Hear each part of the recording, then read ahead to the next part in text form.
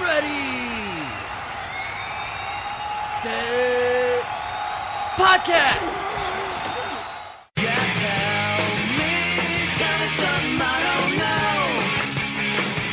This is the Ready, Set podcast. And here's your host, me, Joe Persinger. What is going on, everyone? Welcome to another episode of Ready, Set podcast, the Libertarian Era. I got a lot on my mind recently, watching the Biden administration just love every single policy they try to roll out.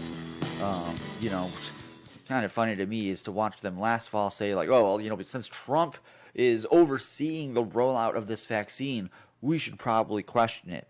And now, 6-7 months later, they're like, why is everyone questioning it? It's an odd thing, really. But, regardless of Republicans or Democrats or really just establishment politics, it just got me thinking. Is the National Libertarian Party any different than the National Democrat Party or Republican Party? I mean, there's a few debates I've seen with guys that are from the National Libertarian Party, and honestly, to me, they just come across as a bunch of hack Beltway establishment fucks. I mean, let's think about this. Both Republican and Democrat establishment parties have big umbrellas. I mean, when I was a kid in the 80s and 90s growing up, the Republicans were referred to as big business, the man, if you will. Where that really didn't become a thing for Democrats until basically Clinton took over. Because prior to Clinton, the Democrats were about the little guy. What Democrats kind of claim they are today, they're lying to you. That's the Democrat Party of yore. Once Clinton took over, he realized he was up against, big money like Koch brothers money. And if he's going to compete with Democrats from the White House, they're going to need some money too. So they went to basically the companies that were competing against big caps and it started the road to where we are today with all this money being in politics.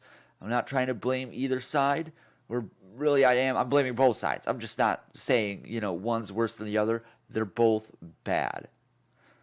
But the point is, Clinton took the Democrat Party from this for the little guy, and we never win anything, see Michael Dukakis in 1988, to a corporate establishment similar to the Republican Party in the early 90s there.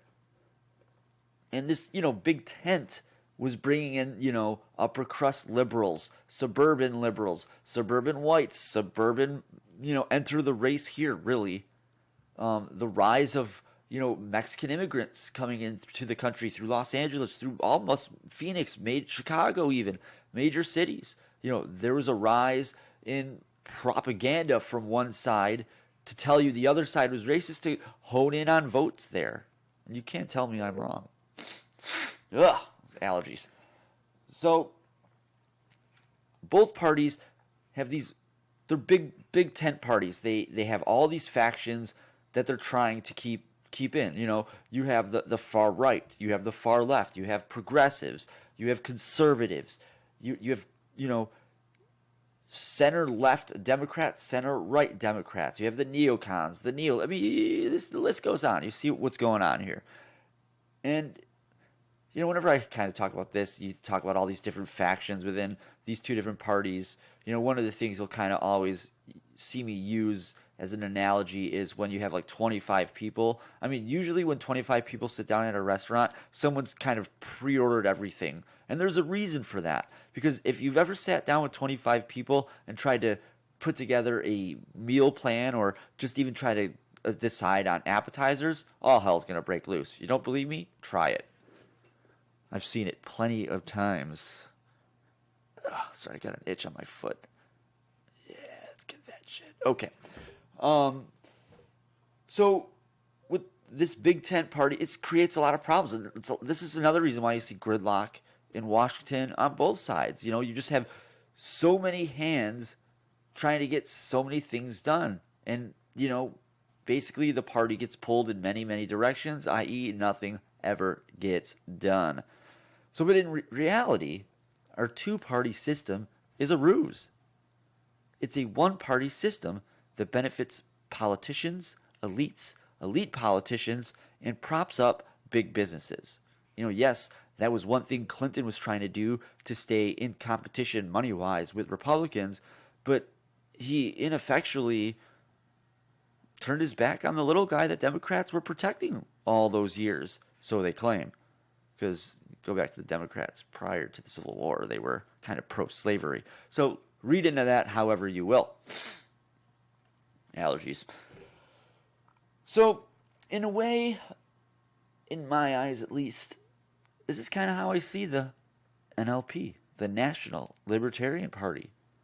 It's a big tent party with various factions and caucuses vying for power and for that elusive nomination every 4 years.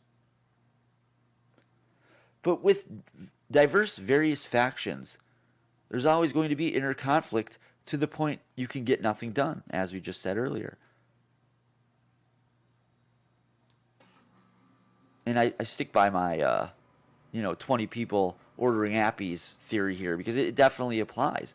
I mean, off the top of my head, let's say we're talking about police reform for Democrats, Republicans, or even Libertarians. Again, these parties are just such a mixed bag of factions. I mean, the Libertarian Party is essentially just right-wingers, left-wingers, who are, fiscally conservative to socially liberal to fiscally liberal, and socially liberal. Like it's a mixed bag of them all. I mean, allergies. It's even crazier to see. Oh, sorry if you can hear that. That's the air conditioning in the background. The new studio is basically right on top of the AC. I apologize. We have very limited budgets these days. Trump being out of office is killing us. I'm telling you. Just kidding. Yeah. So I mean, you basically have these. The Libertarian Party is just a mixed bag of people who are pro-trans rights, or it's just people who think the woke left bullshit is crap. There are libertarians that don't like all the MAGA stuff. It's almost like someone clumped together Republican and Democrats, and then that's what you get is the Libertarian Party. If you just combine Republican and Democrat Party, it would just be the Libertarian Party. I mean, I'm almost convinced of that now. So a major problem I see with the National Libertarian Party is exactly what I see that is wrong with Washington, D.C. Inside D.C. Beltway politics. The National Libertarian Party in the D.C. area it's not about pushing the libertarian agenda. It's anything but that. It's about being acknowledged by their social peers at D.C. cocktail parties. And also, I think it's just so they can sit around and have the privilege of saying that they're the national chair, libertarian, I mean, you can see this with the state chair guys. Well, I'm the state chair of the New Hampshire Libertarian Party, which that guy's actually pretty cool. I'm just kind of picking him off the top of my head. And it's like, yeah, that's cool, bro. But, the Osceola County Libertarian chair here is just like a dude and 5 of his friends. So, I mean, yes, congrats. But until I start seeing something major moving here, not impressed. And in conclusion here, I just don't think federal strategies for libertarians running for office are the thing that should be on anyone's list. It starts by running locally. I'd even argue, if you can't get elected, get a job in your city, county office, and try to influence from within there. We have to build this liberty movement from the ground up. Local elections, county elections, even dog catcher if we have to. We have to get in there. Depending on an elitist cocktail party social cabal is not a prosperous path forward.